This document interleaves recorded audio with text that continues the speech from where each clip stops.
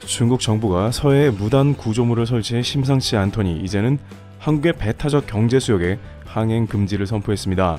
뉴스위크에 따르면 중국 해상안전국 MSA는 그러한 조치를 내렸습니다. 중국이 한국의 배타적 경제 수역 안에서 항행 금지 구역을 설정한 이유는 밝혀지지 않았습니다. 중국은 이미 이곳에 심해 어업 양식 시설이라며 선란 1호와 2호를 설치한 바 있습니다. 이를 두고 중국이 서해에서의 영향력을 확대하고 영유권을 주장하기 위해서 해양 알박기에 나선 것 아니냐는 의구심이 제기된 바 있으며 군사훈련도 그런 맥락이라 했죠. 물론 한국의 영해에 대해서는 그런 것은 아니라 아직 엄청난 문제는 아닙니다만 중국의 최근 행보를 비롯해서 필리핀 등 다양한 나라에서 하는 꼴들이 심상치 않은 겁니다. 그리고 심지어 가까이 배를 몰고 와서 들이받았는데요. 그리고 나서 중국 해경은 물대포 공격을 가해 선원 얼굴에 물을 끼얹기도 했습니다. 위력적인 물대포 공격은 한동안 이어졌고 중국은 필리핀 민간 선박에 대해 떠나라 경고했습니다. 스프레들리 군도는 필리핀하고 가까운 곳이나 중국이 인공섬을 조성해 인근 바다를 자국 영해로 주장 중인데요. 그러나 중국 린젠 외교부 대변인은 이는 모두 필리핀 측의 책임이라고 말했습니다. 이처럼 최근 중국과 필리핀 양국에는 최근 들어 해상에서 충돌이 매우 잦아지고 있는 상황인데요. 이는 중국이 남중국의 패권을 강화하면서 벌어진 일이며 필리핀을 비롯 주변국에 경고를 하는 모양새입니다.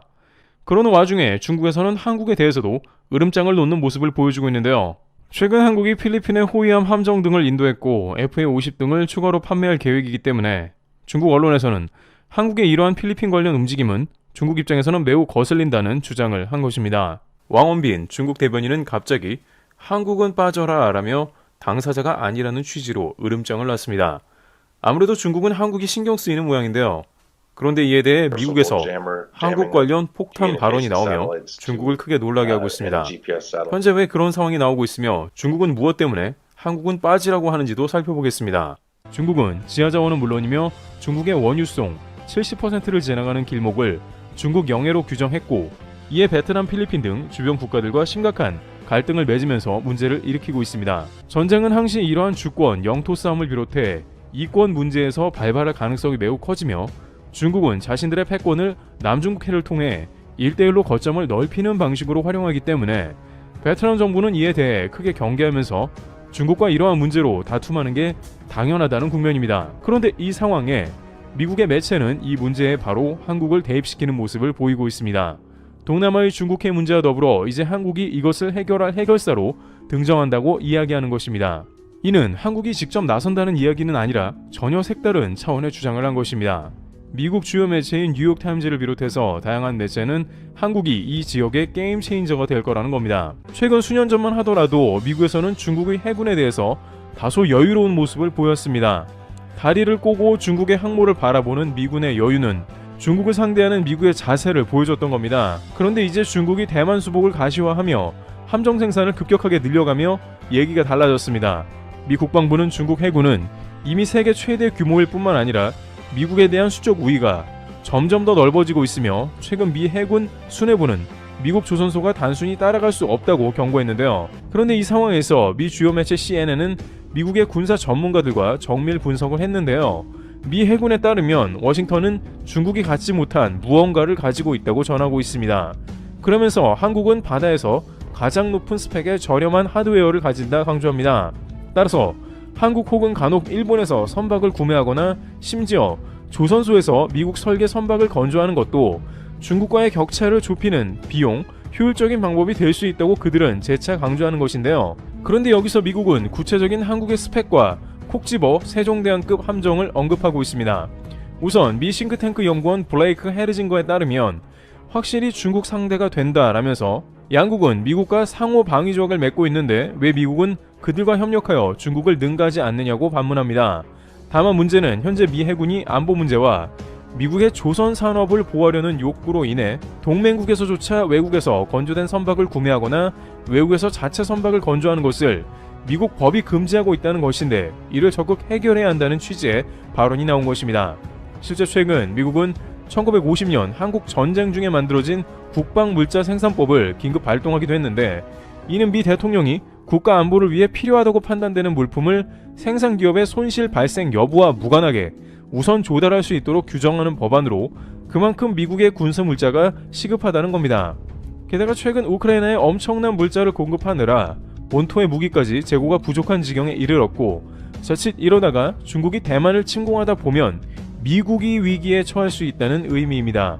여기서 일부 서방 분석가들은 중국의 타입 55가 한국의 세종대왕급 구축함과 대등할 수 있다 전합니다.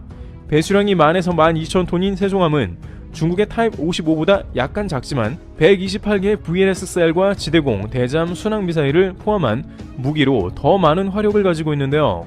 대당 9억 2,500만 달러에 달하는 세종함은 한국의 강력한 함정 스펙을 보여주는 것이죠. 한국 국방부는 이 함정 하나로 대공, 대함, 대잠수함 등 여러 동시적 상황에 대처하고 탄도미사일로부터 방어할 수 있다고 밝히며 중국 55식 이상의 성능을 낼 수 있다고도 말합니다. 이는 중국의 함정은 함정의 퀄리티보다는 양산과 가격 경쟁에만 기울었기 때문입니다. 또한 여기에 일부 일본의 생산력과 해군 기술은 세계 2위 수준에 해당하여 탐내볼만 하다는 겁니다. 물론 이 가운데 가장 조선업의 속도와 퀄리티를 동시에 가장 잘 뽑아내는 것은 한국이라 할 수 있습니다. 특히 미국에서 최첨단 병기라는 스텔스함 중 왈트는 녹이 범벅되고 고장이 잦았으며 당초 함정당 40억 달러, 약 5조 원이라는 예산을 잡았으나 만들다 보니 9조 원까지 늘어났습니다. 또한 제작 기간도 3년에 한 척이 간신히 나오는 꼴이다 보니 결국 실패한 프로젝트가 된 꼴입니다. 여기에 미국의 5천억가량 하는 연안 함정은 수명의 3분의 1조차 못 채우고 줄줄이 퇴역합니다. 반면 한국의 세종대왕함은 1조 원가량이며 중국의 함정을 최전선에서 상대하고 있다는 것이고, 한국 조선소의 퀄리티와 여러가지 상황을 봤을 때 이제 미국에서 부탁하지 않을 이유가 없다는 겁니다. 그러면서 뉴욕타임즈는 이제 동남아에서도 중국의 팽창으로 인해 한국의 함정 수요가 올라간다 전합니다. 이미 필리핀의 경우에는 동남아에서 가장 먼저 그리고 많은 함정을 발주하고 인도받고 있습니다. 그런데 이제 미처 예상하지 못한 베트남을 비롯해 인도네시아, 말레이시아 등도 포함된다는 겁니다. 이들은 중국의 해상 영유권 문제로 인해서 한국의 함정이 반드시 필요한 시점이 왔다는 이야기입니다.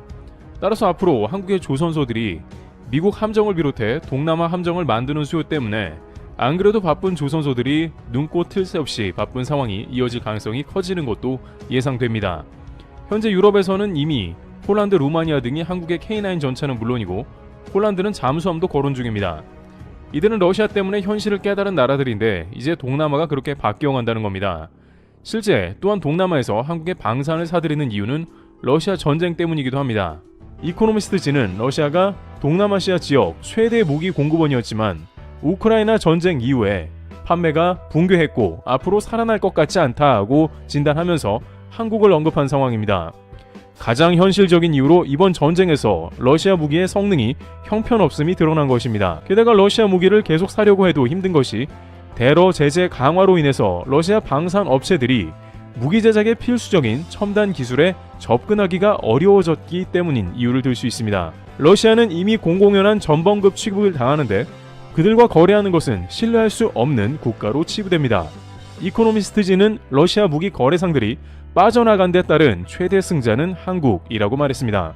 미국이나 일본, 유럽 등은 기술 이전에 매우 인색하지만 한국은 훨씬 완화된 조건을 제시합니다.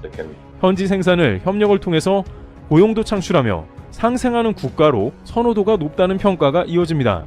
다른 장점은 동남아의 거대한 지정학적 이슈에 관여하지 않는다는 점인데요. 이는 영내 국가들에겐 매우 중요한 일입니다. 어찌 보면 한국은 휴전국으로 한반도에 묶였습니다.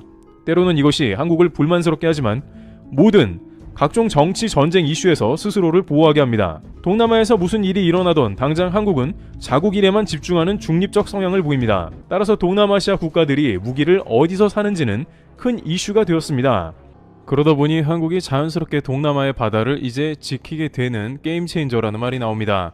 인도의 경우 원래 전 영역 비즈니스는 매우 까다롭지만 한국의 K9 전차만큼은 계속 1차, 2차 추가 주문을 갑니다. 이들은 국경을 지키는데 한국의 K9 자주포만큼 성능을 발휘하는 게 없고 대체제가 없다 판단하자 한국의 탱크를 수백 대 주문하는 경우까지 갔는데 바로 이것이 안보에 비상이 걸린 국가의 모습입니다. 동남아의 경우에는 중국과 국경이 닿지는 않아도 중국이 구단선을 긋고 나오자 문제가 된 것이며 그들은 누구보다도 먼저 대한민국의 함선이 필요해 이러한 전환이 빠르게 올 수 있다는 뜻이기도 합니다. 일각에서는 베트남의 현대중공업 조선소에서 함정이 현지 생산될 가능성도 없지 않다는 의견도 나오는데 이는 국가 보안상 기술 유출 염려 등으로 실현되지 않을 가능성이 좀 더 높은 이야기이긴 합니다만 이러한 말이 나오는 자체가 이미 한국의 함정이 동남아의 수요가 높아질 것을 말하는 것입니다. 그러다 보면 이제는 육해공 전부를 한국에서 생산하고 납품하는 체계가 자리 잡는다는 이야기가 나옵니다. 군 관계 전문가들은 한국이 최소 30년치 방산 일감을 얻은 상황이라고 전하고 있습니다. 글로벌 침체와 각종 악재 가운데 유비무환으로 준비해온 한국의 사업이 한국을 지탱하고 있습니다. 트리블TV였습니다. 감사합니다.